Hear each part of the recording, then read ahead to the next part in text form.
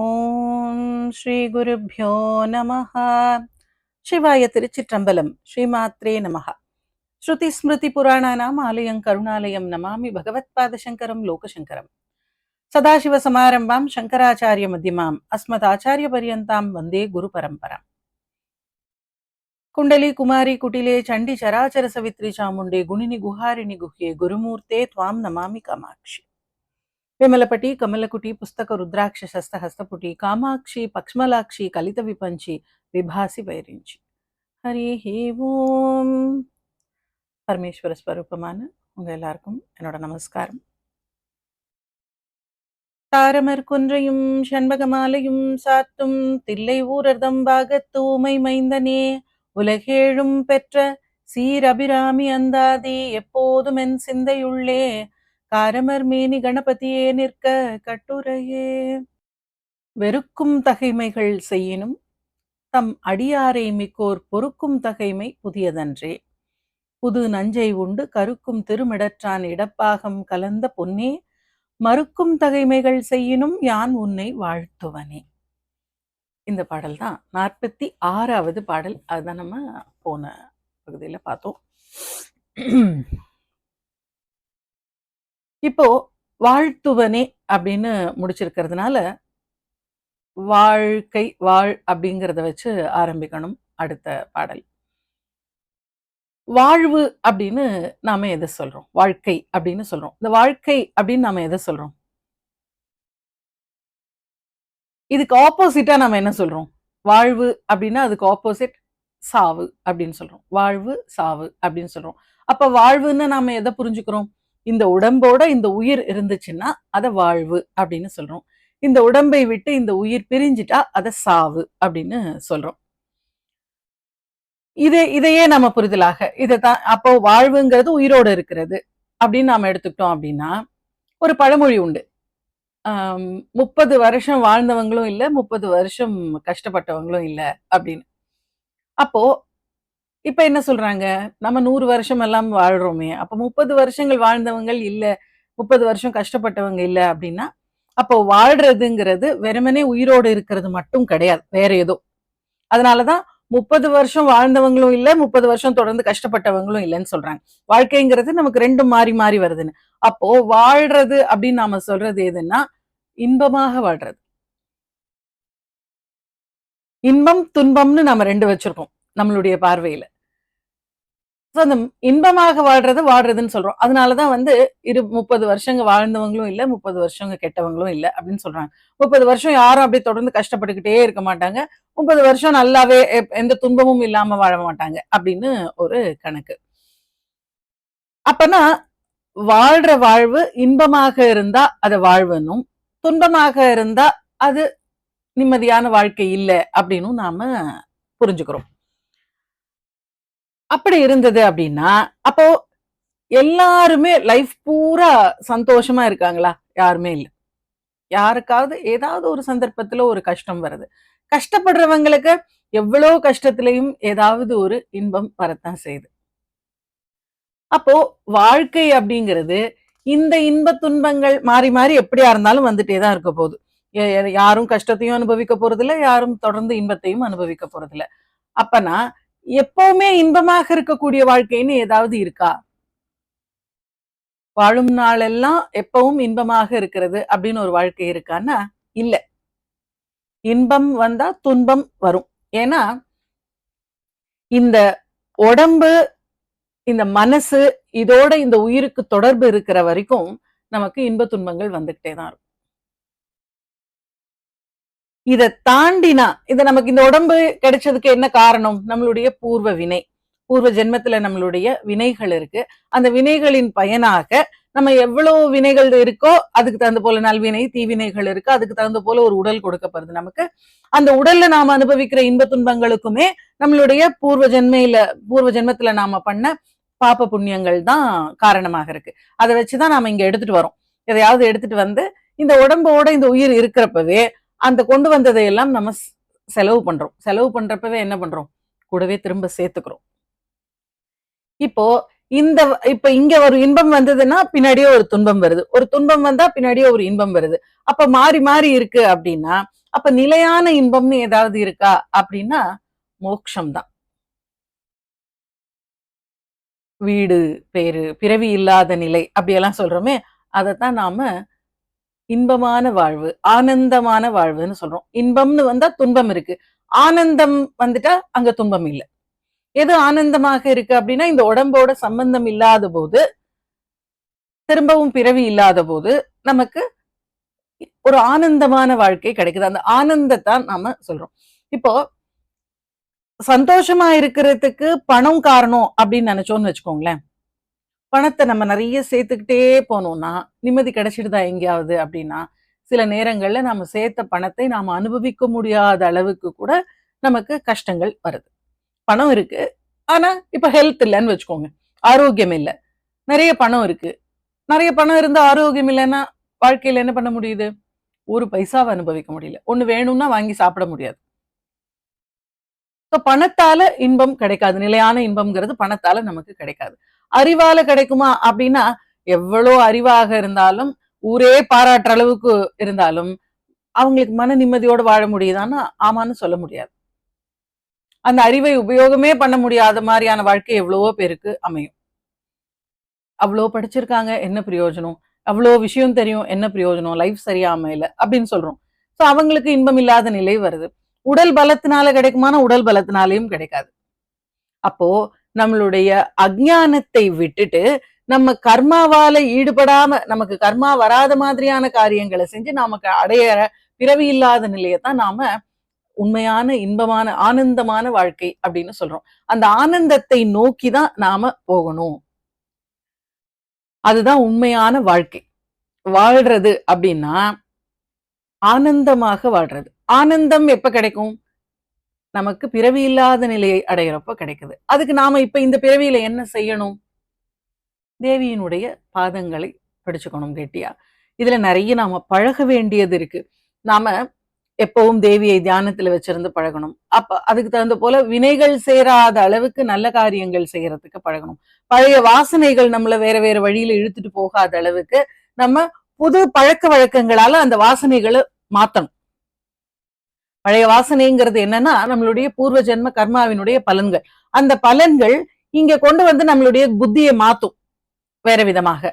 அப்படி மாத்த விடாம நம்ம புது பழக்கங்களை, நல்ல பழக்கம் ஒண்ணு, இப்ப நீங்க ஒரு பாராயணம் பண்றீங்க, ஒரு ஜபம் பண்றீங்க, ஒரு பூஜை பண்றீங்க, ஒரு கோவிலுக்கு போறீங்க, இந்த அடியார்களோட பழகுறீங்க, சத்சங்கங்கள்ல இருக்கீங்க. இப்படி இருக்கிறப்போ என்ன ஆகுது அப்படின்னா, நாம புதுசா ஒரு பழக்கத்தை நம்ம உயிருக்கு புது வாசனையை ஏற்படுத்துறோம். புது வாசனையை ஏற்படுத்துறப்போ பழைய வாசனைகள் அப்படியே மங்கியே போயிடுது. அந்த பழைய வாசனைகள் மங்கி இந்த புது வாசனைகளை ஏற்படுத்துறதன் மூலமா நாம பிறவி இல்லாத நிலையை அடைய முடியும். அதுக்கு என்ன பண்ணணும் அப்படின்னா, ஃபர்ஸ்ட் இறை நம்பிக்கையோட தேவியினுடைய பாதங்களை கெட்டியாக பிடிச்சுக்கணும். அப்படி பிடிச்சுக்கிட்டா நமக்கு அப்படி ஒரு வாழ்க்கை கிடைக்கும். இங்க அபிராமப்பட்டர் என்ன சொல்றாருன்னா, என்னென்னைக்கும் ஆனந்தமாக இருக்கக்கூடிய வாழ்க்கை வாழணும்னா அந்த பராசக்தியை கெட்டியா பிடிச்சுக்கணும். அப்போ இது நமக்கு தெரிஞ்சிடுச்சுன்னு வச்சுக்கோங்க. பராசக்தியை கெட்டியா பிடிச்சுக்கிட்டா என்னென்னைக்கும் இன்பமாக வாழக்கூடியது நமக்கு உண்டு அப்படின்னு தெரிஞ்சுட்டா, இப்ப நமக்கு வாழ்றதுக்கான வழி தெரிஞ்சிருச்சு இல்லையா? எப்படி வாழணும் அப்படிங்கிற வழி. எப்படி வாழணும்?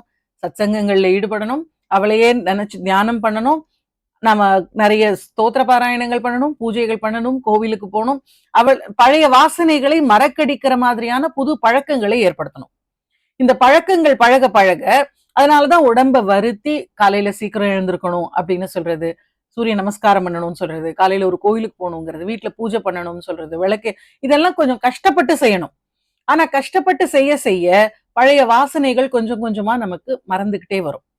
இந்த புது பழக்கங்கள் வாசனைகளாக உருவெடுக்கும். இதனால நமக்கு நல்ல பிறவி கிடைக்கவும் வாய்ப்பு இருக்கு, பிறவி இல்லாத நிலை அடையவும் வாய்ப்பு இருக்கு. இந்த ஜீவனுடைய தன்மையை பொறுத்து நமக்கு என்ன கிடைக்கணும் அப்படின்னு இருக்கு. ஆனா எதுவா இருந்தாலும் முன்னேற்றம் தான், இது பின்னாடி போறது கிடையாது. ஆனா நாம வாசனைகளின்படி நடக்க ஆரம்பிச்சோம்னா இது நம்ம லைஃப்ல பின்னாடி போறது. அப்படியே லாக் ஆகிட்டே போனோம்னா ஏதாவது ஒரு விலங்கு உடலோ இல்ல ஏதாவது ஒரு பறவை உடலோ இன்னும் கீழான பிறவிகள் கிடைக்கிறதுக்கு தான் வாய்ப்பு இருக்கும். சோ அந்த மாதிரி நாம பண்ணக்கூடாது. அப்போ எப்படி இருக்கணும்னு தெரிஞ்சிருச்சு, நான் வாழ்றதுக்கான வழி கிடைச்சிருச்சு இல்லையா? அதத்தான் இங்க வாழும்படி ஒன்று கண்டுகொண்டேன் அப்படின்னு சொல்றாரு. எப்படி வாழணும் அப்படிங்கிறதுக்கான வழி ஒண்ண கண்டு கொண்டேன். பார்த்தேன், அதை நான் ஃபாலோ பண்ணேன். இதுல 2 விஷயம் இருக்கு. கண்டு கொண்டேன் அப்படின்னு சொல்றாரு. கண்டு அப்படின்னா பாக்குறது, கொள்தல்னா அதை அதாவது இம்ப்ளிமெண்ட் பண்றது லைஃப்ல. பார்த்தா மட்டும் போதாது, லைஃப்ல இம்ப்ளிமெண்ட்டும் பண்ணணும். 2 முக்கியம். காண்தலும் முக்கியம், கொள்தலும் முக்கியம். அதனாலதான் அவர் கண்டு கொண்டேன்னு சொல்றாரு. பார்த்தேன், நம்ம எவ்வளவு விஷயங்களை நம்ம தெரிஞ்சுக்கிறோம், தெரிஞ்சுக்கிட்டு என்ன பண்றோம், காத்துல விட்டுட்டு போயிடுறோம். இம்ப்ளிமெண்டேஷன் கிடையாது. அப்போ எனக்கு எல்லாமே தெரியும், எப்படி எப்படி பண்ணணும்னு தெரியும், எப்படி வாழணும்னு தெரியும், ஆனா நான் எதுவும் செய்ய மாட்டேன் அப்படின்னா அதனால ஒண்ணும் பிரயோஜனம் கிடையாது. சோ நம்ம என்ன தெரிஞ்சுக்கிட்டோம், ஒரு பரம்பொருளை கெட்டியாக பிடிச்சுக்கிட்டா நல்ல ஒரு பிறவி இல்லாத நிலை, எப்பவும் ஆனந்தமாக இருக்கக்கூடிய நிலை கிடைக்கும் அப்படின்னு தெரிஞ்சிடுச்சு. தெரிஞ்ச உடனே நான் அதை கெட்டியா பிடிச்சுக்கிட்டேன். கண்டுகொண்டேன் அப்படின்னா கிடைச்சது, அதை நான் கெட்டியா பிடிச்சுக்கிட்டேன். நான் அதை இம்ப்ளிமெண்ட் பண்ணிட்டேன் லைஃப்ல. கண்டேன், அதுக்கப்புறம் கொண்டேன், 2 இருக்கு. 2 இருக்கிறதுனால கண்டு கொண்டேன்னு சொல்றாரு. சோ இங்க நான் பார்த்துட்டு நான் லைஃப்ல இம்ப்ளிமெண்ட்டும் பண்ணிட்டேன். இப்ப நமக்கு நிறைய விஷயங்களை நாம தெரிஞ்சுப்போம், ஆனா இம்ப்ளிமெண்ட் பண்ண மாட்டோம். அது நல்லது அப்படின்னு யாராவது சொல்லுவாங்க, ஆமா எனக்கும் தெரியும் அது நல்லதுன்னு சொல்லியிருக்காங்க அப்படின்னு சொல்லுவோம். ஆனா நீங்க செய்வீங்களா அப்படின்னா நான் இம்ப்ளிமெண்ட் பண்ண மாட்டோம். ஆனா அது நல்லதுன்னு தெரியும். பொய் பேசக்கூடாது, அப்படி பொய் பேசுறது தப்பு, பொய் பேசாம இருக்கிறது தான் நல்லதுன்னு நம்ம எல்லாருக்குமே தெரியும். ஆனா பொய் பேசாம இருப்போமானா இருக்க மாட்டோம், பொய் பேசுவோம். அப்ப தெரிஞ்சிருக்கு, ஆனா இம்ப்ளிமெண்டேஷன் இல்ல. சூரிய உதயத்துக்கு மேல தூங்க கூடாதுன்னு நல்லா தெரியும். எத்தனை பேர் சூரிய உதயத்தை டெய்லி பாக்குறோம் சொல்லுங்க? தெரியும், ஆனா இம்ப்ளிமெண்ட் பண்ண மாட்டோம். சூரியனோட இயந்த வாழ்க்கை இருக்கே, அதுதான் உண்மையான வாழ்க்கை. ஆனா நாம அதை பின்பற்றுவோமானா பண்ண மாட்டோம். நமக்கு லைட் இருக்க, ஆர்டிபிஷியலா லைட் இருக்கிறதுனால நமக்கு சூரியனே தேவையில்லை. நாம லைட் போட்டா பகல், லைட் ஆஃப் பண்ணா இருட்டு. நமக்கு அதுதான் ராத்திரி. நாமளா பகல் ராத்திரியை உருவாக்கிக்க ஆரம்பிச்சிட்டோம். அதனால என்ன ஆகுது, நமக்கு சூரியனால கிடைக்க வேண்டிய பெனிஃபிட்ஸ் எதுவும் நமக்கு கிடைக்கிறது இல்லை. சூரியனால கிடைக்கிற பெனிஃபிட்ஸ்னா விட்டமின் டியான்னு கேட்காதீங்க. சூரியன் விட்டமின் டி மட்டும் கொடுக்கிறவர் கிடையாது. நமக்கு பிராணத்துக்கு நம்ம வாழ்க்கைக்கு தேவையான நிறைய சக்தி நமக்கு சூரியன் கிட்ட இருந்து தான் கிடைக்குது. நோய்கள்ல இருந்து விடுபடக்கூடிய தன்மை, எதிரிகள்ல இருந்து விடுபடக்கூடிய தன்மை எல்லாமே சூரிய சக்தியால தான் கிடைக்குது. அந்த சூரிய சக்தியை நாம இழந்துகிட்டே போயிடுறோம். சரி, இப்போ கண்டு கொண்டேன் அப்படின்னா எது வாழ்வதற்கு உண்டான வழி அப்படிங்கறத தெரிஞ்சுக்கிட்டேன். அதை நான் ஃபாலோ பண்ண ஆரம்பிச்சேன். அப்படி ஃபாலோ பண்ண ஆரம்பிச்சிருந்தா என்ன ஆகும், அந்த ஒரு விஷயத்தை மட்டுமே நினைச்சிட்டு இருக்கணும். இறைவனை அடையணுங்கிறது தான், விரவி இல்லாத நிலை அடையணும் அப்படிங்கிறது மட்டும்தான் நம்மளுடைய வாழ்க்கையாக இருக்கும். அப்போ அப்படி நம்ம பிடிச்ச ஒரு வழி தெரிஞ்சிருச்சு. நம்ம கிட்ட வந்து கேக்குறாங்க, என்னமோ கண்டுபிடிச்சேன்னு சொன்னியே, அது எப்படி இருக்கும்னு சொல்லு, அந்த பரம்பொருளை பத்தி சொல்லு, எப்படி இருக்கும் அப்படின்னு கேட்டா, இத பாருங்க இந்த மாதிரி தான் இருக்கும் அப்படின்னு காமிக்க முடியாது. இது இந்த இயல்புல இருக்கும் அப்படின்னு ஒருத்தங்களுக்கு விளக்கி சொல்ல முடியாது. இந்த உருவத்துல இருக்கும், இந்த மாதிரி இயல்புல இருக்கும் அப்படின்னு மனசாலையும் கற்பனை பண்ண முடியாது, வாக்காலையும் விவரிக்க முடியாது. மனசுக்கும் வாக்குக்கும் அதீதமாக இருக்கக்கூடியது. அதை நம்மளால விளக்கி எதுவுமே சொல்ல முடியாது. மனத்தே ஒருவர் வீழும்படி அன்று விழும்படி அன்று. ஒருத்தருக்கு போய் அவருக்கு நல்லா மனசுல புரியற அளவுக்கு விளக்கி சொல்ல முடியுமா அப்படின்னா சொல்ல முடியாது. சரி, ஏதாவது எக்ஸ்பிளைன் பண்ணிடலாம். விழுதல்னா பிரிச்சு புரிய வைக்கிறது. அப்படி புரிய வைக்க முடியுமா அப்படின்னா, கண்டவர் வெண்டிலர்னு படிச்சிருப்பீங்க. கண்டவர் வெண்டிலர், விண்டவர் கண்டிலர். அந்த விழுதல் அப்படின்னா புரியும்படியாக விளக்கி சொல்றது. அப்படி சொல்ல முடியுமா அப்படின்னா அவளை விளக்க முடியாது. அப்ப இது எப்படிப்பட்டது, உணர மட்டும்தான் முடியும். அதையே நினைச்சிட்டு இருந்தா அவளுடைய அனுகிரகத்தினால நமக்கு அந்த பேரின்பம், ஆனந்தம் அப்படிங்கிறது நமக்கு கிடைக்கும். அப்போ இங்க இவர் என்ன சொல்றார், வாழும்படி ஒன்று கண்டுகொண்டேன்.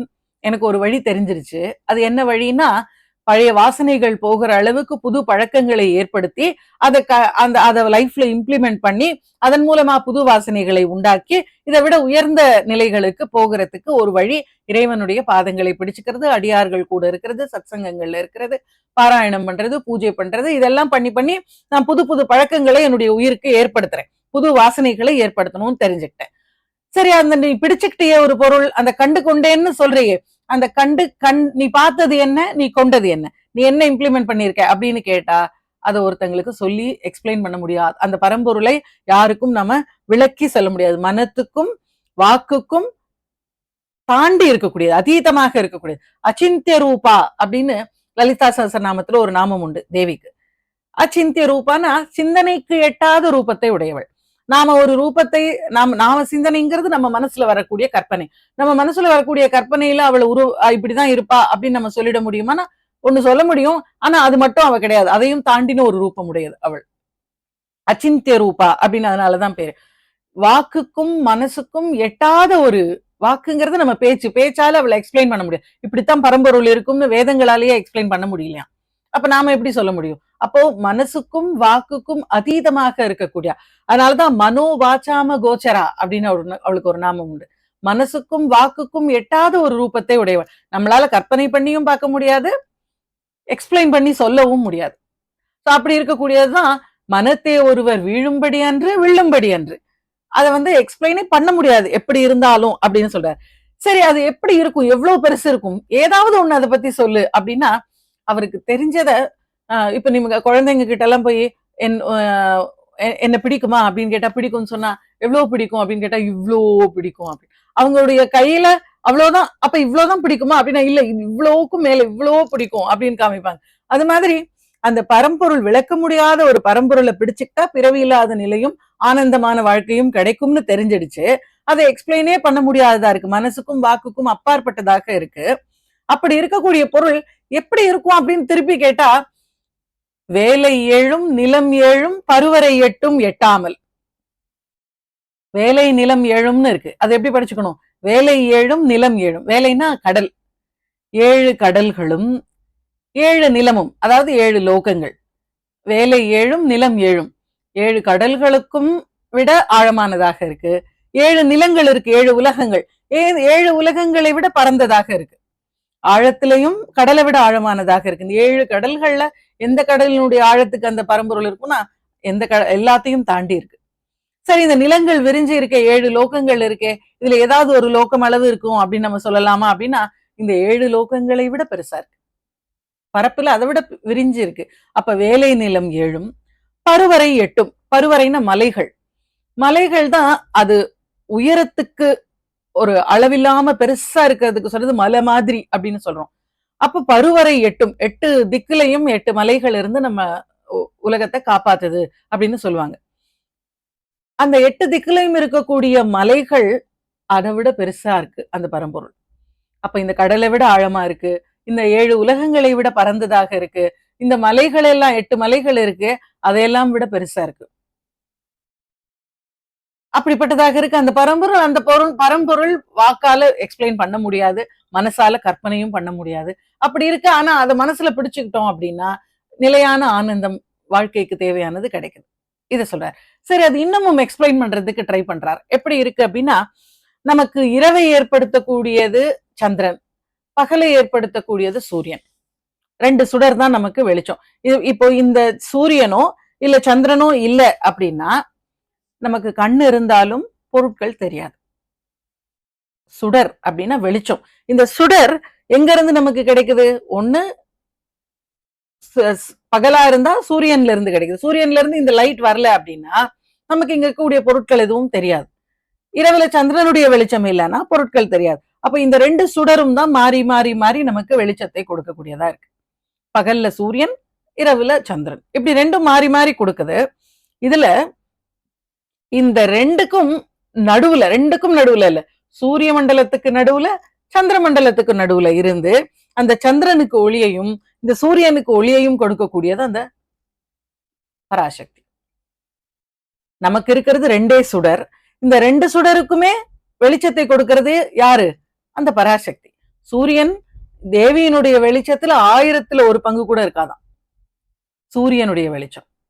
அப்ப உத்யத்பானு சகசிராபா சொல்றோம் இல்லையா, 1000 சூரியர்கள் சேர்ந்தா கூட அவளுடைய ஒளிக்கு இணையாக ஆக முடியாது. அப்போ சந்திரனுக்கு நமக்கு சயின்டிபிக்காவே தெரியும் சூரியன் கிட்ட இருந்தா வெளிச்சம் வாங்குது அப்படின்னு. அப்போ சூரியனே தேவி கிட்ட இருந்து தான் வெளிச்சம் வாங்குது. அப்போ இந்த நாமங்கள் நமக்கு லலிதா சஹஸ்ரநாமத்துல இருக்கு. சந்திரமண்டல பானுமண்டல மத்தியஸ்தா, சந்திரமண்டல மத்தியகா அப்படின்னு 2 நாமங்கள் உண்டு. அதாவது சூரிய மண்டலத்துக்கு நடுவுல இருந்து சூரியனுக்கு வெளிச்சத்தை கொடுக்கிறதும், சந்திரமண்டலத்துக்கு நடுவுல இருந்து சந்திரனுக்கு வெளிச்சத்தை கொடுக்கிறதும் யாரு அப்படின்னா இந்த பராசக்தி. இந்த பராசக்தியால தான் நமக்கு இந்த அப்போ அததான் சொல்றாரு, இரவு பகல் சூழும் சுடர்க்கு நடுவே கிடந்து சுடர்கின்றது. இரவை ஏற்படுத்தக்கூடிய சுடர் எது? சந்திரன். சந்திரமண்டலத்துக்கு நடுவுல இருக்கிறது யாரு? பராசக்தி. பகலை ஏற்படுத்தக்கூடியது எது? சுடர் சூரியன். சூரிய மண்டலத்துக்கு நடுவுல இருக்கிறது யாரு? பராசக்தி.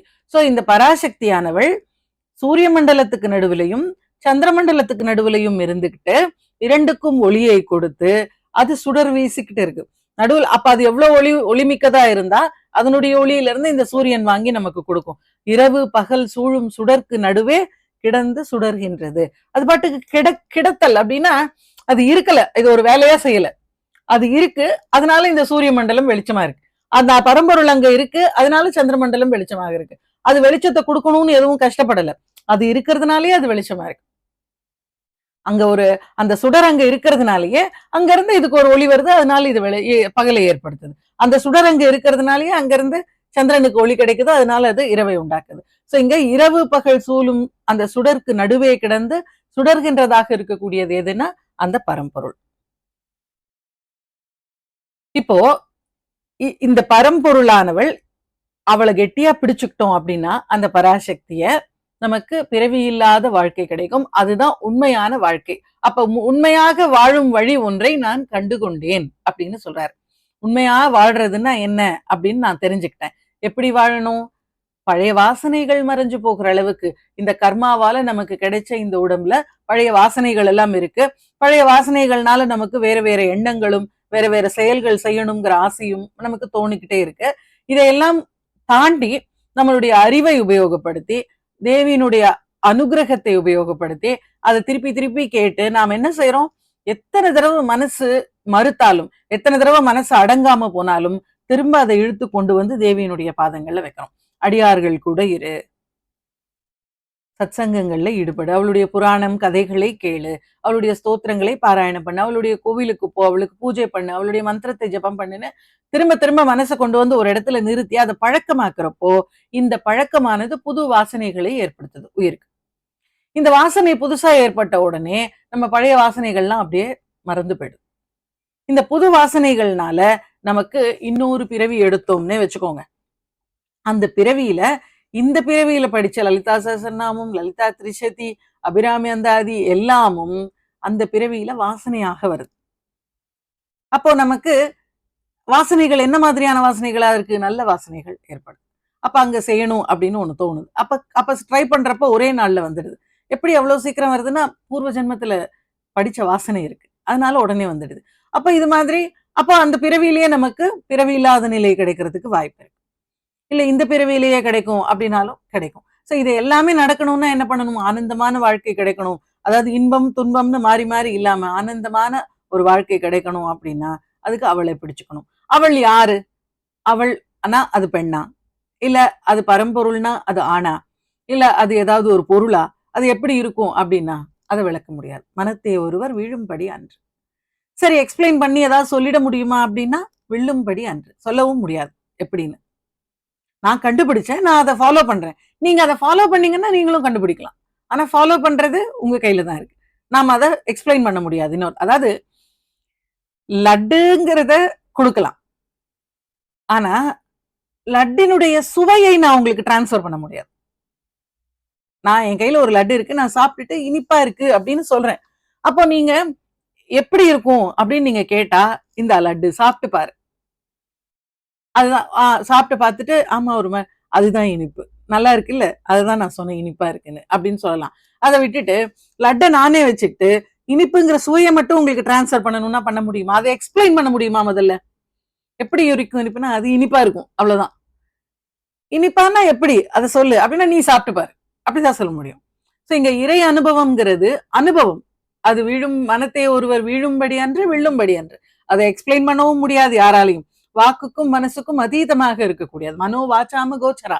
இது எல்லாத்துக்கும் தாண்டி இருக்கக்கூடியவள், அச்சிந்திய ரூபா, சிந்தனைக்கு அப்பாற்பட்டு இருக்கக்கூடியவள். அப்படி இருக்கக்கூடியவளை நீங்க சாதாரணமா ஒரு ருசியை நம்மளால, அந்த அனுபவம், ருச்சிங்கிறது அனுபவம், அனுபவத்தை டிரான்ஸ்ஃபர் பண்ண முடியாது. அனுபவத்துக்கு எது காரணமாக இருந்ததோ அதை கொடுத்து அந்த அனுபவத்தை அவங்களுக்கும் கிடைக்க செய்யலாம். அப்ப நான் என்ன செய்யணும்? இப்ப நான் அனுபவிச்சுட்டேன், எனக்கு நிறைவாக இருக்கு, நான் பரம்பொருளை உணர்ந்துட்டேன், பராசக்தியை எப்படி பிடிச்சுக்கணும்னு தெரிஞ்சு போச்சு. அப்ப நான் உங்களுக்கும் அந்த உணர்வு வரணும்னு நான் என்ன செய்யணும்? நீங்க இதே மாதிரி காலையிலே சீக்கிரமா எழுந்துருங்க, எப்பயும் தேவியை தியானம் பண்ணுங்க, நிறைய பாராயணம் பண்ணுங்க, ஜபம் பண்ணுங்க, கோவிலுக்கு போங்க, பூஜை பண்ணுங்க, அவளை எப்பவும் நினைச்சிட்டு இருங்க, பார்க்கக்கூடிய எல்லா பொருட்களையும் தேவியையே பார்க்க பழகுங்க, உங்களுக்கும் அந்த ருச்சி கிடைக்கும் அப்படின்னு நான் சொல்லலாம். வழியைத்தான் சொல்ல முடியும். அப்போ மனத்தை ஒருவர் விழும்படி அன்று வெல்லும்படி அன்று, மனசால ஒருத்தங்க கற்பனை பண்ணி பார்க்கவும் முடியாததை எக்ஸ்பிளைன் பண்ணவும் முடியாது, அப்படி இருக்கக்கூடியதாக இருக்கு. அதனுடைய சரி, அதோடைய ரூபத்தையாவது எக்ஸ்பிளைன் பண்ண முடியுமா? எவ்வளவு பெருசு இருக்கும், எவ்வளவு மொத்தமா இருக்கும், எவ்வளவு கனமா இருக்கும், எவ்வளவு ஆழமா இருக்கும் அப்படின்னு ஏதாவது சொல்ல முடியுமான்னா, 7 கடல்களை விட ஆழமானது, 7 நிலங்கள், 7 லோகங்களை விட ஆழமானது, பறந்து விரிஞ்சிருக்கக்கூடியது. இது எங்க மலைகளை எல்லாம், இந்த 8 திக்கிலையும் இருக்கக்கூடிய அந்த மலைகளை எல்லாம் விட உயர்ந்ததாக இருக்கு. அப்போ என்ன ரூபத்துலதான் இருக்கு? அதுனா ஒளி வடிவமாக இருக்கு. அது எப்பேற்பட்ட ஒளியாக இருக்கு? நமக்கு பகலை ஏற்படுத்தக்கூடிய ஒளியையும் இரவை ஏற்படுத்தக்கூடிய ஒளியையும் தான் தெரியும். 2 தான் நமக்கு தெரியும். இந்த 2க்கும் நடுவுல இருந்து இந்த 2க்கு ஒளியை கொடுக்கிறதே அந்த ஒளிதான். இரவு பகல் சூழும் சுடர் நமக்கு தெரியும், சூரியனும் சந்திரனும். இதுக்கு நடுவே கிடந்து சுடர்கிறது தான் அந்த பராசக்தி. அப்போ அந்த பராசக்தியினுடைய சுடர்னால நமக்கு சூரியனுக்கும் சந்திரனுக்கும் வெளிச்சம் கிடைக்குது. இது 2யும் நம்ம கண்ணால பாக்குறோம், ஆனா அந்த பராசக்தியுடைய வெளிச்சத்தை பார்க்கல. ஆனா இப்ப என்ன சொல்றோம்? இங்க இருந்துதான் வந்தது அப்படின்னு சொல்றோம். இப்போ நீங்க ஏதோ இப்போ ஒரு ஸ்வீட் செய்யறீங்க, உங்ககிட்ட ரொம்ப நல்லா செஞ்சிருக்கீங்க, ரொம்ப டேஸ்டியா இருக்கு, நீங்க எப்படி இது எங்க இருந்து கத்துக்கிட்டீங்க அப்படின்னு சொன்னா, எங்க அம்மா சொல்லி கொடுத்தாங்க அப்படின்னு சொன்னா என்ன அர்த்தம்? உங்க அம்மா இதே மாதிரி டேஸ்டா அவங்களும் செய்வாங்க, அங்க இருந்துதான் அந்த டேஸ்டிங் உங்களுக்கு வந்திருக்கு. அப்ப இதனுடைய இந்த அனுபவமும் எங்க இருந்து வந்தது அப்படின்னா அவகிட்ட இருந்து வந்தது. அப்ப அவகிட்ட இருந்துதான் இது வாங்கி இருக்கு அப்படின்னா கண்டிப்பா இதை விட அது இன்னமும் வெளிச்சமா இருக்கும். அப்ப இங்க இரவு பகல் சூழும் சுடர்கள் நமக்கு தெரியும், அதுக்கு பின்னாடி இருந்து அதுக்கே வெளிச்சம் கொடுக்கக்கூடியதாக எது இருக்குன்னா இந்த பரம்பொருள் இருக்கு. யோகம் கை கூடுறதுக்கு இந்த பாடலை பாடணும்னு சொல்லப்பட்டிருக்கு. வாழும் வகை என்ன அப்படின்னு இதுல அபிராமப்பட்டர் நமக்கு சொல்றார். வாழும் வகை என்ன? வாக்குக்கும் மனசுக்கும் எட்டாததான இந்த கடலையும் மலையும் விட பெருசா, இந்த 7 உலகங்களை விட பெருசா இருக்கக்கூடிய அந்த பரம்பொருளை, இந்த சூரிய சந்திரர்களுக்கெல்லாம் ஒளியூட்டக்கூடிய அந்த பரம்பொருளை நான் பார்த்தேன், அவளையே பிடிச்சுக்கணுங்கிறத தெரிஞ்சுக்கிட்டேன், நான் பிடிச்சுக்கிட்டேன், அதனால எனக்கு வாழும் வழி தெரிஞ்சிடுச்சு. நீங்களும் வாழும் வழி தெரிஞ்சு, நான் என்னன்னு சொல்லிட்டேன், நான் கஷ்டப்பட்டு கண்டுபிடிச்சேன், நான் உங்களுக்கு ஈஸியா சொல்லிட்டேன் என்ன பண்ணணும் அப்படின்னு. சோ நீங்க அதை பண்ணீங்கன்னா நீங்களும் அப்படி இன்ப வாழ்வு, ஆனந்தமான வாழ்வை பெறலாம் அப்படிங்கிறது இங்க அபிராமப்பட்டர் நமக்கு சொல்ற விஷயம். வாழும்படி ஒன்று கண்டு கொண்டேன், மனத்தே ஒருவர் வீழும்படி அன்று வெல்லும்படி அன்று. வேலை நிலம் 7 பருவரை 8 எட்டாமல் இரவு பகல் சூழும் சுடர்க்கு நடுவே கிடந்து சுடர்கின்றதே. வாழும் படி ஒன்று கண்டு கொண்டேன், மனத்தே ஒருவர் வீழும்படி அன்று வெல்லும்படி அன்று. வேலை நிலம் 7 பருவரை 8 எட்டாமல் இரவு பகல் சூழும் சுடர்க்கு நடுவே கிடந்து சுடர்கின்றதே. சுடர்கின்றது அப்படின்னு முடிச்சிருக்கார். சுடர் அப்படின்னா நமக்கு இப்ப இந்த பாடல்ல பார்த்த மாதிரியே சுடர்னா நமக்கு தெரிஞ்ச 2 லைட் சோர்ஸ் எதுன்னா சூரியனும் சந்திரனும். இந்த 2 சோர்ஸ் நமக்கு நல்ல, இது 2 தான் நமக்கு லைட் சோர்ஸ், இதை விட்டா வேற வழி கிடையாது நமக்கு. 3வது அக்னி. இங்க சுடரும் கலை மதி அப்படின்னு ஆரம்பிக்கிறார். சுடரும், இதை நீங்க அப்படியே ஒரு கற்பனை பண்ணிக்கிட்டே வந்தீங்கன்னா எவ்வளவு அழகா இருக்கும்னு பாருங்க. நான் சொல்றதெல்லாம் நீங்க கற்பனை பண்ணிட்டு வாங்க. சுடரும் கலை மதி, மதினா சந்திரன், கலை மதி அப்படின்னா சந்திரனுக்கு 16 கலைகள் உண்டு. அந்த முதல் பிறையில இருக்கிறது ஒரு கலை, 2வது ஒரு கலை, 3வது ஒரு கலை, இது மாதிரி 15 கலைகள். அதுக்கப்புறம் முழுசா இருக்கும் பௌர்ணமி. நிலா. அதுக்கப்புறம் ஒவ்வொரு கலையாக தேஞ்சிக்கிட்டே வந்து திரும்ப இல்லாத நிலைக்கு அமாவாசைக்கு வருவார். சோ இந்த சந்திரனுடைய ஒவ்வொரு நிலையையும் நம்ம ஒவ்வொரு கலை அப்படின்னு சொல்றோம். அப்போ கலைமதி அப்படின்னா ஏதோ ஒரு பிறையில இருக்கக்கூடிய ஒரு சந்திரன். அது என்ன பிறை? 3ஆவதா இருக்கலாம், 8ஆவதா இருக்கலாம், 7ஆவதா இருக்கலாம், ஏதோ ஒரு ஒரு ஆனா ஒரு பிறை சந்திரன் நம்ம தெரிஞ்சுக்கிறோம். ஏன்னா முழுசா இல்ல, முழுமதின்னு சொல்லல, கலைமதின்னு சொல்லியிருக்காரு. அதனால கலைமதினா ஏதோ ஒரு பிறையா இருக்கக்கூடிய ஒரு சந்திரன், கொஞ்சம் குறைவு இருக்கக்கூடிய ஒரு சந்திரன். சுடரும் கலைமதி, அது சுடர் வீசிக்கிட்டு இருக்கு, நல்ல வெளிச்சமாக இருக்கக்கூடிய ஒரு பிறை சந்திரன், அதுதான் சுடரும் கலைமதி. அது எங்க இருக்குன்னா ஒரு குன்று மேல இருக்கு, தோன்றும் சடைமுடி குன்று. ஒரு இந்த இடத்துல ஒரு வெறும் ஒரு மலைன்னு நினைச்சுக்கோங்க, ஒரு சின்ன மலை, குன்றுனா ஒரு சின்ன மலை, ஒரு சின்ன மலை இருக்கு. அந்த மலை மேல ஒரு பிறை இருக்கு. ஒரு ஒரு பெரிய ஒரு சின்ன குன்று ஞாபகம் வச்சுக்கோங்க, ஒரு பெருசா இப்படி கோபுரமா இருக்கு, அதுக்கு மேல ஒரு பிறை இருக்கு. ஒன்றி படரும் பரிமள பச்சை கொடி. அந்த குன்று இருந்துச்சுன்னா அது மேல ஒரு பச்சை கலர்ல ஒரு கொடி சுத்தி சுத்தி படர்ந்து இருக்கு. இப்ப நம்ம பாக்குறோம், மலை இருந்துச்சுன்னா அதுல நிறைய செடிகள் கொடிகள் சுத்தி வரும் இல்லையா அந்த மலையில். அது மாதிரி அந்த குன்றின் மேல ஒரு பச்சை கொடி படர்ந்து இருக்கு. அந்த பச்சை கொடியை மனசுல பதிச்சு இருக்கணுமா, நெஞ்சில் பதித்து. ஏன் அந்த பச்சை கொடியை நெஞ்சில் பதிக்கணும்? இப்ப அது யாருன்னு பாருங்க, சடைமுடி குன்று. ஈஸ்வரனுடைய ரூபத்தை ஞாபகம் வச்சு பாருங்க, அவருடைய ஜடாமுடி அப்படி மேல கோபுரமா இருக்கும். அந்த ஜடாமுடி வந்து குன்று மாதிரி இருக்கு. அந்த ஜடாமுடி குன்றுல மேல சந்திரன், பிறை சந்திரன் இருக்கு. அப்ப சுடரும் கலைமதி துன்றும் சடைமுடி குன்றுங்கிறது எது? ஈஸ்வரனுடைய அந்த ஜடாமுடியும் அது மேல இருக்கக்கூடிய பிறை நிலவும். அதுல ஒன்றி படரும் பரிமள பச்சை கொடி, பச்சை நிறத்துல அதோட ஒன்றி ஒன்றி படரும்னு இருக்கு. படரும்னா சும்மா மேல படர்றது, இது ஒன்றி படரும்னா அதுவாகவே ஆகி அந்த சடைமுடியோடு ஒன்றி அது மேலேயே சுத்திட்டு அது கூடவே சேர்ந்து இருக்கக்கூடிய ஒரு கொடி இருக்கு. அந்த கொடிய மனசுல பதிச்சுக்கிட்டு இருக்கணும் அப்படின்னு சொல்றாரு. அப்ப அது யாரா இருக்கும்?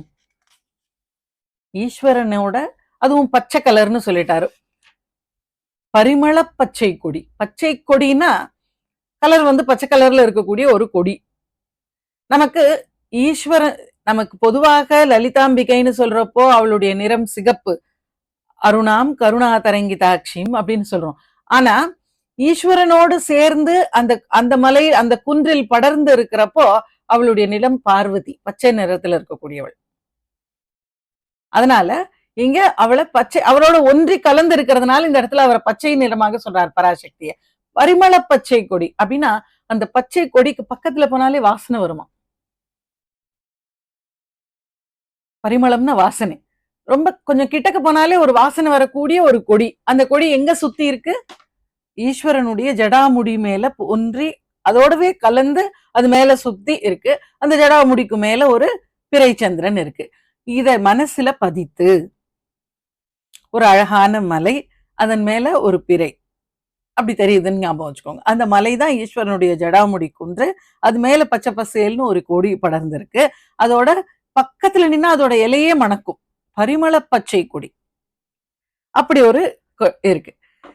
இப்போ நம்ம போன பாடல்லையே பார்த்த மாதிரி கெட்ட வாசனைகள் ஜாஸ்தியாக இருக்கக்கூடிய மனசுல அந்த கெட்ட வாசனைகளுடைய விளைவினால நாம வேற வேற கெட்ட காரியங்களை திரும்ப பண்ணிடுறோம். அப்படிதான் நடக்குது. இப்ப நாம ஒரு தப்பான காரியம் செய்யறோம் அப்படின்னா ஏன் செய்யறோம் அப்படின்னா பூர்வ ஜென்ம வாசனை.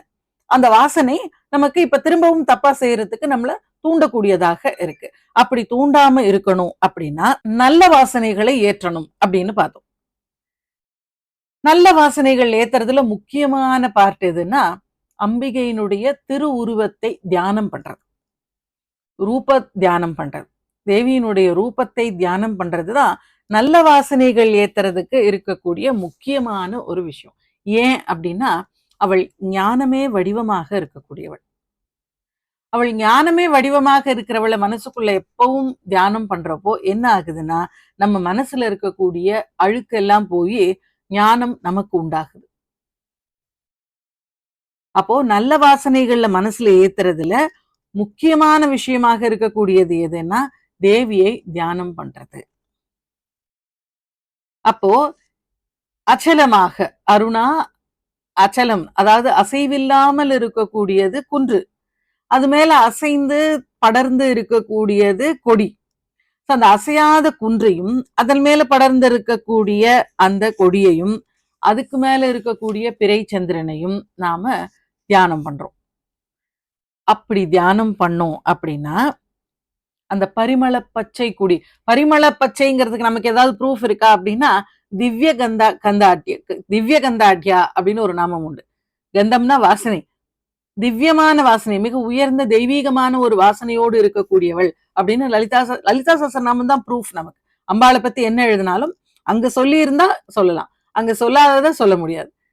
அங்க சொல்லாதது இருக்கவே இருக்காது, எல்லாமே சொல்லியிருப்பாங்க அவங்க. அதனால அங்க சொல்லி இருக்கிறதான் திருப்பி திருப்பி வேற வார்த்தைகள்ல சொல்ல முடியுமே தவிர அம்பாளை பத்தி லலிதா சஹஸ்ரநாமம் சொல்லாத ஒரு விஷயத்தை யாரும் சொல்ல முடியாது எங்கேயுமே. அப்போ திவ்ய கந்தாட்யா, பரிமளமாக இருக்கக்கூடிய ஒரு பச்சை கொடி. அப்படி இருக்கக்கூடியவளை நம்ம மனசுல நிறைய அழுக்குகள் இருக்கு, பொய் பேசுவோம், ஆசைகள் வரும், கண்ணா பின்னான்னு ஆசைகள், பாக்குறதெல்லாம் நமக்கு வேணும்னு நினைப்போம். அது மாதிரியான எண்ணங்கள் எல்லாம் போகணும் அப்படின்னா அந்த ஞானத்தே ரூபமாக வைத்திருக்கக்கூடியவளை தியானம் பண்ணணும். அப்போ என்ன ஆகுது, இந்த இன்பம் துன்பம் நல்லது கெட்டது இதெல்லாம் தாண்டி அவள் உள்ள எப்பவும் இருக்கிறதுனால எல்லாமே நமக்கு ஒரே விதமான அனுபவமாக இருக்கு. கஷ்டம் வந்தாலும் ஒன்றும் பெருசா கஷ்டமா தெரியல, பெரிய சந்தோஷம் வந்தாலும் அப்படியே எகிரி குதிக்கிறதுக்கு ஒன்றும் இல்லை.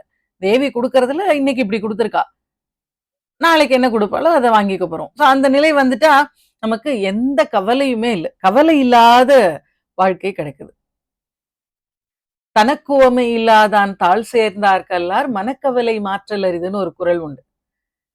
ஓமை சொல்ல முடியாமல் அவனுக்கு இணையாக இன்னொருத்தன் இல்லைங்கிற மாதிரி இருக்கக்கூடிய அந்த பரம்பொருள் இருக்கே, அந்த பரம்பொருளினுடைய பாதங்களை பிடிச்சுக்கிட்டா அதுக்கப்புறம் மனக்கவலை அப்படிங்கிறது கிடையவே கிடையாதாம்.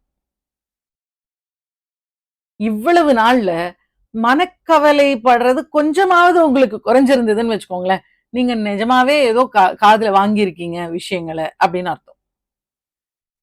இல்ல இன்னமுமே அது நடக்கல, இது நடக்கல, இது ஏன் இப்படி வந்துச்சு, எனக்கு மட்டும் ஏன் இப்படி இப்படி எல்லாம் இன்னமும் கவலை இருக்கு அப்படின்னா இன்னமும் நீங்க இம்ப்ளிமெண்டேஷனை எந்த விதத்திலையும் இன்னும் ஆரம்பிக்கல, சும்மா கேட்டு கேட்டு இந்த காது வழியா போய் நேரா போயிட்டு இருக்கு வெளியில அப்படின்னு அர்த்தம். கவலைப்படுறதுக்கு இங்க ஒண்ணுமே இல்லை. என்ன வாங்கினாலும் அது இறைவனுடைய பிரசாதம் தான். அவன் என்ன கொடுத்தாலும், குழந்தைய கொடுத்தாரா சந்தோஷம், கொடுக்கலையா அதுவும் அவர் வேற என்னமோ நினைச்சிருக்காரு. அவர் என்ன நினைச்சிருக்காருன்னு நமக்கு எப்படி தெரியும்? அவள் என்ன கொடுத்து என்னத்தை வாங்குவா, என்னத்தை கொடுத்து இன்னும் மேல மேல நமக்கு உயர்வை கொடுப்பா அப்படின்னு ஏதாவது தெரியுமா? தெரியாது. நாம என்ன நினைக்கிறோம், இப்போதைக்கு நம்ம குழந்தை வேணும் அப்படின்னு முடிவு பண்ணிட்டா இப்ப உடனே எனக்கு குழந்தை வேணும், கல்யாணம் ஆகணும்னு நான் நினைச்சிட்டேன்னா இப்ப உடனே கல்யாணம் ஆகணும். அவளை போட்டு நச்சா பண்ணி எனக்கு கல்யாணம் பண்ணிவே கல்யாணம் பண்ணிவே கல்யாணம் பண்ணிவே, எனக்கு கல்யாணம் எப்ப பண்ணுவேன் எப்ப பண்ணுவேன், நான் 5 சுத்து சுத்துறேன் 6 சுத்து சுத்துறேன், அந்த விரதம் இருக்கேன் இந்த விரதம் இருக்கேன், எனக்கு உடனே கல்யாணம் பண்ணிவே குழந்தை வேணும். நீங்க இந்தியா பாகிஸ்தான் வார் பத்தி கவலைப்படுறீங்கன்னா, அதாவது வீட்டுல இருக்கக்கூடிய சண்டைய பத்தி கவலைப்படுறதை விட இந்தியா பாகிஸ்தான் வார் பத்தி கவலைப்படுறது உயர்வான விஷயமா அப்படின்னா கிடையாது. ஸ்பிரிச்சுவல் பாயிண்ட் ஆஃப் வியூல நீங்க அதை பத்தி கவலைப்பட்டாலும் இதை பத்தி கவலைப்பட்டாலும் உங்களுக்கு இறைவன் மேல இருக்கக்கூடிய நம்பிக்கை கம்மியா இருக்குன்னு தான் அர்த்தம். கவலைப்படுறதுல பெரிய விஷயத்த கவலைப்படுறதுனால நீங்க பெரிய அதனால நீங்க ஒன்னும் நல்ல பக்குவத்துல இருக்கீங்கன்னு சொல்லிடலாமா? வாரும் ஒண்ணுதான், வீட்டுல நடக்கிற சின்ன பிரச்சனையும் ஒண்ணுதான், எல்லாத்தையுமே அவள் தான் நடத்தணும். அப்போ பெரிய விஷயங்களை பத்தி கவலைப்பட்டா தப்பு இல்ல, சின்ன விஷயங்களை பத்தி கவலைப்பட்டாதான் தப்பா அப்படின்னா சின்ன விஷயத்துக்கு கூட கவலைப்படுறதுல இருந்து இப்ப நீங்க என்ன இருக்கீங்க, வீட்டு பிரச்சனையெல்லாம் விட்டுட்டு நாட்டு பிரச்சனைக்கு கவலைப்பட ஆரம்பிச்சிருக்கீங்க, அவ்வளவுதான். இது இம்ப்ரூவ்மெண்டானா கண்டிப்பா கிடையாது. அப்ப கவலைப்படக்கூடாதா அப்படின்னா நியாயமா பட வேண்டியதில்லை.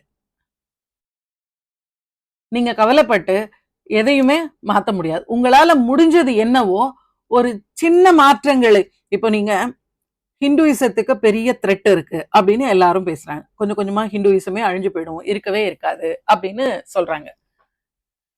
நான் என்ன சொல்றேன், ஐயோ ஹிந்துயிசம் அழிஞ்சு போயிடுமே அப்படின்னு உட்கார்ந்து கவலைப்பட்டு பாக்குறவங்க கிட்ட எல்லாம் அந்த ஒரு டேட்டா அவங்க வச்சிருப்பாங்க, எப்படி ஹிந்துயிசம் அழிஞ்சு போகுங்க. அதெல்லாம் வந்து எல்லார்ட்டையும் மனப்பாடம் பண்ணி, இது பாருங்க பாத்தீங்களா, இது இப்படி இருக்கான், அதனால இனிமே இன்னொரு இத்தனை வருஷத்துல கோயில் எல்லாம் இப்படி ஆயிடுமா அது ஆயிடுமான்னு நம்ம எக்ஸ்பிளைன் பண்ணிக்கிட்டு, இதை செய்யறதுனால நாம தடுக்கிறதுக்கு ஒரு கல் எடுத்து போட்டிருக்கோமா அதுல? இல்ல. அதுக்கு பதிலா என்ன செய்யலாம்? 4 குழந்தைங்களை உட்கார வச்சு 2 ஸ்லோகம் சொல்லி தரலாம். கடவுளை பத்தின உங்களுக்கு புரிஞ்ச விஷயங்களை ஒரு 4 பேருக்கு சொல்லலாம். அவங்க மனசுல நம்பிக்கையை ஏற்படுத்தலாம். அந்த நம்பிக்கையினால இந்த மதம் திரும்பவும் இந்த வாழ்க்கை முறையே செழிச்சு வரும். ஆனா அதுக்கு உண்டான கல்லே எடுத்து போடாம நம்ம வேற ஒன்னும் செஞ்சு ஒரு பிரயோஜனமும் கிடையாது. அதுவே கூட பெரிய ஒரு பிரயோஜனம் கிடையாது. அதாவது இந்த சமுதாயத்துக்கு நாம செய்யற பெரிய கான்ட்ரிபியூஷன் என்ன அப்படின்னா, நீங்க உங்களை தெரிஞ்சுக்கிட்டு அமைதியாக இருக்கிறது தான்.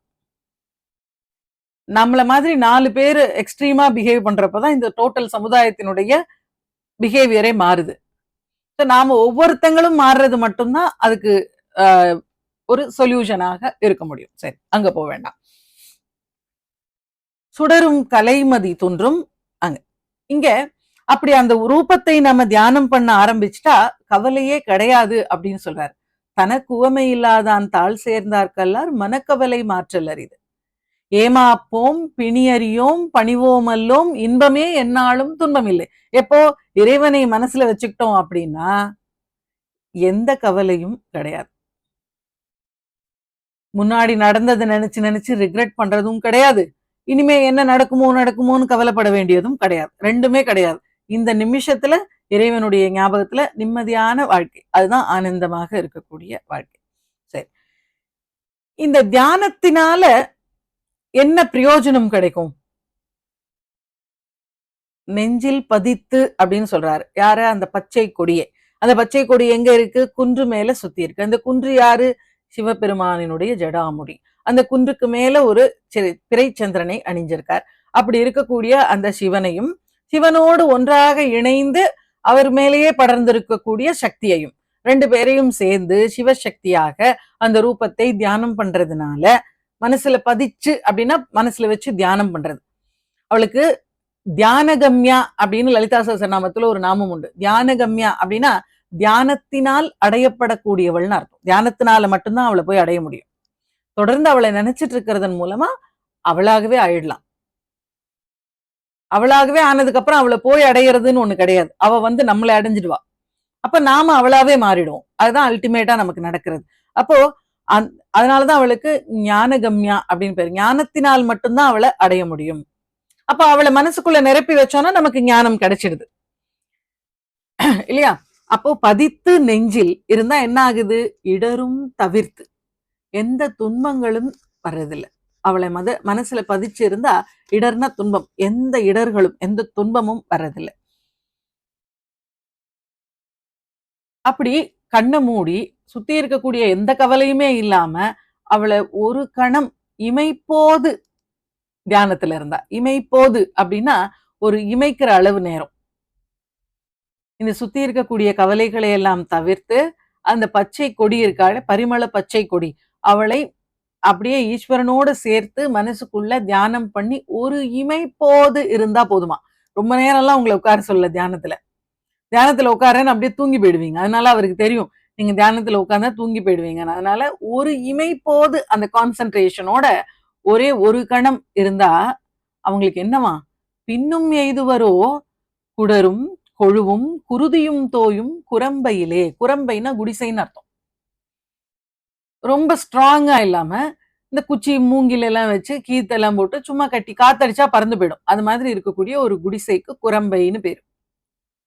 ஒரு கீத்து கொட்டாயின்னு வச்சுக்கோங்களேன். சும்மா ஒரு 4 கீத்து மேல போட்டு 4 கம்பு நட்டு வச்சிருப்பாங்க. பெரிய காத்து மழைக்கெல்லாம் தாங்காது. ஆனா சும்மா ஒரு நிழலுக்கு உட்கார்ந்துக்கலாம். அது மாதிரி இருக்கக்கூடிய அந்த சின்ன ஒரு கொட்டகைக்கு குரம்பைன்னு பேரு. நம்மளுடைய உடல் எப்படிப்பட்டதுன்னா அந்த குரம்பை மாதிரி தான் நம்மளுடைய உடல் இருக்கும். திடீர்னு ஏதாவது ஒரு நோய் வந்ததுன்னா அப்புறம் கொஞ்ச நாள்ல அப்படியே இருக்கும். அப்புறம் அப்படியே போயிடும் இந்த உடல். இந்த உயிர் இந்த உடம்புக்கு தகுதி இல்லைன்னு தெரிஞ்சதுன்னா அந்த உடம்பு, இந்த உயிரானது இந்த உடம்பை விட்டு வெளியில போயிடும். அப்படிப்பட்ட இந்த குரம்பைங்கிறது நம்ம உடம்பு தான் சொல்றாரு. இந்த குரம்பையில என்ன இருக்கு? ஒரு குடிசைக்குள்ளயாவது ஏதோ ஒரு குடிக்க ஒரு பானை தண்ணியாவது இருக்கும். இந்த குரம்பை, இந்த குடிசை, நம்ம உடம்பாக்கிய குடிசைக்குள்ள என்ன இருக்கு? குடரும், கொழுவும், குருதியும். குடல் இருக்கு, கொழுப்பு இருக்கு, ரத்தம் இருக்கு. இதெல்லாம் உள்ள இருக்கக்கூடிய ஒரு குடிசை இருக்கு. அதுதான் நம்ம உடம்பு.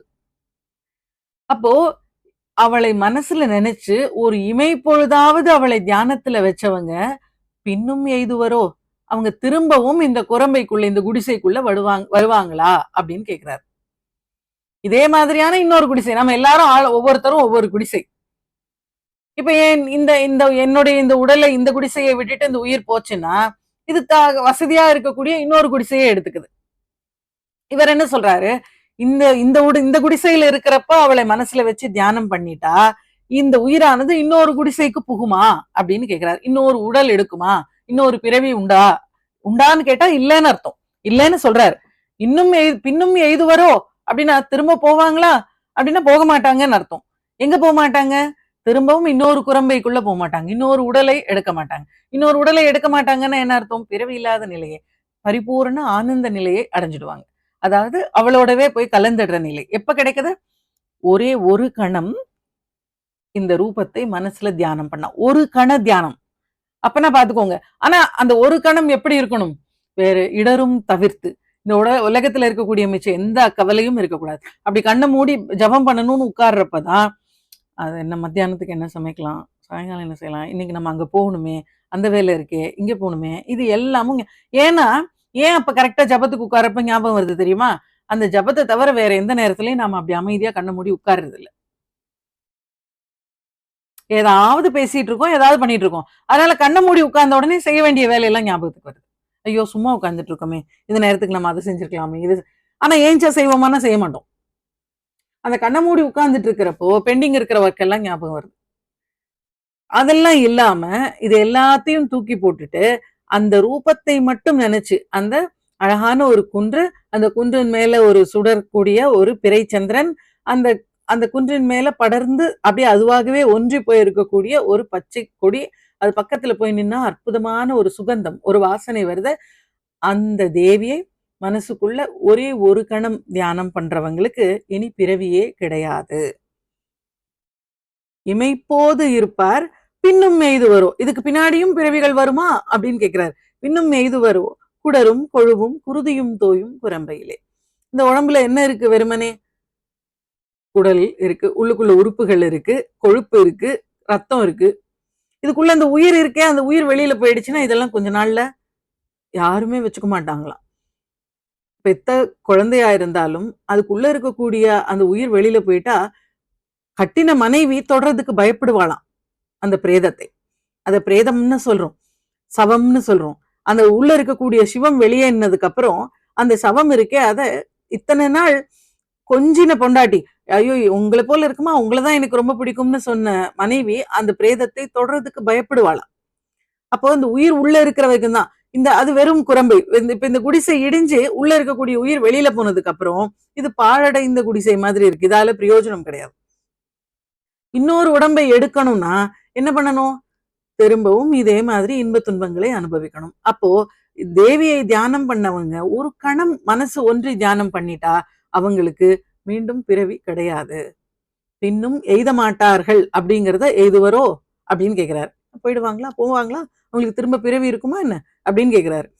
குடரும் கொழுவும் குருதியும் தோயும் குரம்பையிலே. வேற என்ன இருக்கு இதுல சொல்லுங்க? வெறும் கொழுப்ப மேல ஒரு தோல் போத்த அழகுபடுத்தி வச்சிருக்காங்க. அந்த மேல போத்தி இருக்கிற தோல் இல்லைன்னு வச்சுக்கோங்க, உள்ள இருக்கிறத பார்க்கவே முடியாது. ஒரு டென்டிஸ்ட் கிட்ட போயிருந்தப்போ இந்த இந்த ஜா லைனை வந்து அவங்க அந்த பல்லு எல்லாத்தையும் அவங்க ஒரு ஸ்கேன் பண்ணாங்க. ஸ்கேன் பண்ணின உடனே அந்த பிக்சரை எடுத்து பார்த்த உடனே எனக்கு என்ன தோணுச்சுன்னா, இந்த முகத்தை நம்ம தினம் கண்ணாடியில பாக்குறோம். கண்ணாடியில இந்த முகத்தை பாக்குறப்ப எப்படி இருக்கு? நம்ம தான் அழகா இருக்கும், ரொம்ப எவ்வளவு அழகா இருக்கு, சப்பி சீக்ஸ் இருக்கு, அவ்வளோ இருக்கு, இவ்வளோ நல்லா இருக்கும் அப்படின்னு நாம நினைச்சுக்கிறோமே. அந்த ஸ்கேன் பாக்குறப்ப எப்படி இருக்கு அப்படின்னா, அது ஒரு எலும்பு கூட பாக்குற மாதிரி இருக்கு. உள்ள இருக்கக்கூடிய பல்ல அந்த ஓப்பன். அப்ப இதுதான் நம்ம ஒரிஜினலா நாம எப்படி இருக்கோம் அப்படிதான் இருக்கும். இது வெளியில ஒரு தோல் போத்து அழகுபடுத்தி வச்சிருக்காங்க. இது மேல இருக்கிற தோல் போத்து இல்லைன்னா உள்ள என்ன இருக்கு? குடரும் கொழுவும் குருதியும் இருக்கு. இந்த எலும்பு கூட பாக்குறப்ப என்ன இருக்கு? ஏதோ ஒரு எலும்பு கூட பார்த்தா அது சிரிக்கிற மாதிரி இருக்குன்னு நாம நினைச்சா நம்ம மூஞ்சும் அப்படியேதான் இருக்கு. மேல தெரியுற இந்த தோல்னால அது அசிங்கமா தெரியல, மூடி வச்சிருக்காங்க, ஒரு அழகுபடுத்தி மேல வச்சிருக்காங்க. இந்த தோல் இல்லைன்னா என்ன ஆகுது? அப்படி உயிர் உள்ள இருந்து வெளியில போயிடுச்சுன்னா இந்த தோல் எல்லாம் இல்லாம போயிடுது. அதுக்கப்புறம் பார்த்தா நாமளும் அதே மாதிரிதான் இருக்கும். இந்த குடிசையத்தான் அவர் சொல்றாரு, இந்த குடிசை திரும்ப வேண்டாம் எனக்கு. வேண்டாம்னா என்ன செய்யணும்? திரும்ப இதே மாதிரி இன்னும் ஒரு குடிசை, இதுவாவது ஒரு மனித உடலா இருக்கு, அடுத்து வேற ஏதாவது ஒரு உடல் கிடைச்சதுன்னு வச்சுக்கோங்க, அது இன்னும் ரொம்ப கஷ்டம். இன்னும் கீழான உடல்கள் எல்லாம் கிடைச்சு, பன்றியினுடைய உயர் உடல், நாயினுடைய உடல் எல்லாம் கிடைச்சதுன்னா நாய்ப்பட்ட பாடுன்னு சொல்றோம்ல, அது மாதிரி பாடா படணும். என்ன இங்க இருந்து அங்க ஓடணும், அங்க இருந்து இங்க ஓடி வரணும், எதுக்கு போகணும்னு தெரியாது, எதுக்கு வந்தோன்னு தெரியாது. அப்படி ஒரு வாழ்க்கை வாழ்றதுக்கு இப்பவே ஒரு கணம் தியானம் பண்ண சொல்றாரு, ரொம்ப ஜாஸ்தி எல்லாம் இல்ல. ஒரு கணம் அந்த தேவியை தியானம் பண்ணா திரும்ப பிறவி கிடையாது.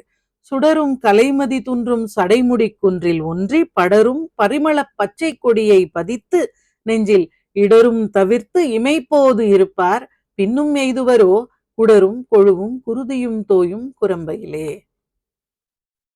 சுடரும் கலைமதி துன்றும் சடைமுடி குன்றில் ஒன்றிப்படரும் பரிமள பச்சை கொடியை பதித்து நெஞ்சில் இடரும் தவிர்த்து இமைப்போது இருப்பார் பின்னும் எய்துவரோ குடரும் கொழுவும் குருதியும் தோயும் குரம்பையிலே. நீங்க மெசேஜ் வந்து நடுவுல போட்டப்போ ஏதோ ஆம்பளை பிள்ளை வேணும் அப்படின்னுங்கிறது மட்டும்தான் படிச்சேன். மெசேஜ் நான் ஃபுல்லா படிக்கல. என்னன்னு தெரியல. இருந்தா அதாவது ஆம்பளை பிள்ளை வேணும், பொம்பளை பிள்ளை வேணும்னு கேட்கறது, குழந்தை வேணும்னு கேட்கறது, கல்யாணம் வேணும்னு கேட்கறது எல்லாமே ஒண்ணுதான். எதையுமே நாம கேட்க வேண்டியது இல்லைங்கிறது தெரியாததுனால நாம எதையாவது கேட்டுக்கிட்டே இருக்கோம். 6 ஆம்பளை பிள்ளைங்க பெத்துட்டு கஷ்டப்பட்டுட்டு இருக்கிறவங்களும் இருக்காங்க. ஒரே ஒரு பொம்பளை பிள்ளைய பெத்துட்டு நல்லா சொகுசா இருக்கிறவங்களும் இருக்காங்க. நாம எதுக்காக நம்ம ஆம்பளை பிள்ளை கேட்கிறோம்னா, நம்ம சொத்துக்கெல்லாம் ஏன் சொத்து பொம்பளை பிள்ளை கொடுத்தா வாங்கிட்டு போகாதா, வேணான்னு சொல்லிடுமா அப்படின்னு ஒரு கேள்வி இருக்கு. சோ இங்க நம்மளுடைய முடிவு, நாம மனசுல நினைச்சிருக்கோம் இதுதான் இன்பம் அப்படின்னு. அது இன்பம்னு நாம முடிவு பண்ணதுனால அதுதான் வேணுங்கிறோம். அதுதான் வேணும்னு நம்ம பிடிவாதம் பண்ணி வாங்கினதுனால அது கஷ்டமா இருந்தாலும் நாமளே முழுங்கிக்கிறோம். நான் தானே கஷ்டப்பட்டு வேணும்னு கேட்டேன். இல்லைன்னா நான் ஐயோ நான் என் பிள்ளையால ரொம்ப கஷ்டப்படுறேன் அப்படின்னு சொன்னா, நீ தானே சஷ்டி விரதம் எல்லாம் இருந்து பிள்ளைய பெத்த அப்படின்னு கேக்குறாங்க. அதனால சரி நம்ம வெளியில சொன்னாதானே நம்மள சொல்லுவாங்க, நாம பேசாம முழுங்கிட்டு நம்ம அப்படியே சந்தோஷமாவே வெளியில காமிச்சுப்போம் அப்படின்னு உள்ள வச்சுக்கிறோம்.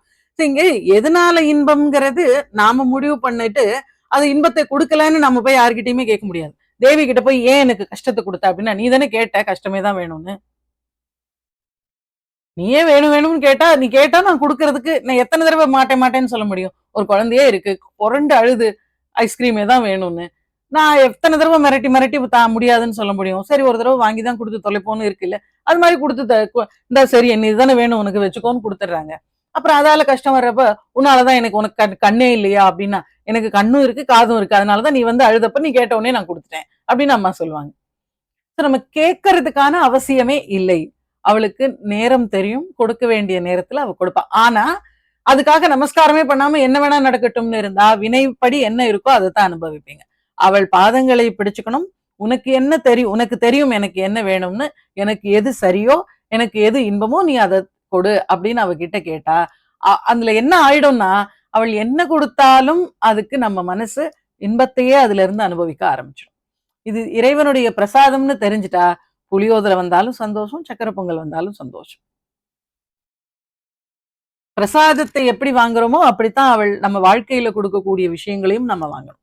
அதை விட்டுட்டு நம்ம இது வேற அது வேற கிடையாது. அவள் இன்பம் துன்பம் எல்லாமே அவள் கொடுக்கற, நாம செஞ்சதா இருக்கணும், இல்ல அவ கொடுத்ததா இருக்கணும். நம்ம செஞ்சதுக்காக அவ கொடுத்ததா இருக்கணும்.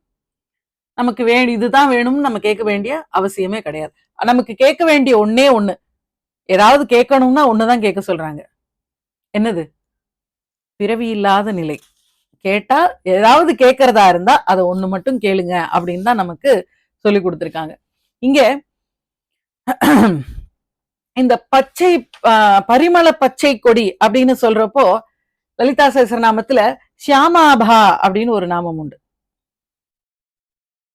அந்த ஷியாமளையினுடைய நிறமாக இருக்கு. அந்த ஒளி வீசக்கூடிய ஒரு பச்சை நிறம், அந்த ஷியாமாபா அப்படிங்கிற அந்த நிறத்தை குறிக்கக்கூடியதாக நினைச்சா இதுல அந்த ஷியாமலா தேவியை நாம நினைச்சுக்கலாம்.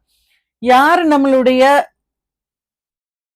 மனசுல அவள் வந்து இன்பத்தை கொடுக்கக்கூடியவளாக இருக்காள் அப்படின்னு நாம நினைக்கிறோமோ, அப்போ அவளை எது இன்பமோ அதை தானே பிடிச்சுக்கணும். அதை விட்டு நம்ம வேற வேற ஏதோ இன்பம்னு நினைச்சுக்க கூடாது. அப்போ பவாரண்ய குட்டாரிகா அப்படின்னு ஒரு நாமம் உண்டு தேவிக்கு. பவம் அப்படின்னா பிறவி, பிறப்பு இறப்பு மாத்தி மாத்தி இருக்கிறது பவம், சம்சாரம்னு சொல்றோம். இந்த பவம்ங்கிற காடு, ஏன் அதை காடுன்னு சொல்றோம்?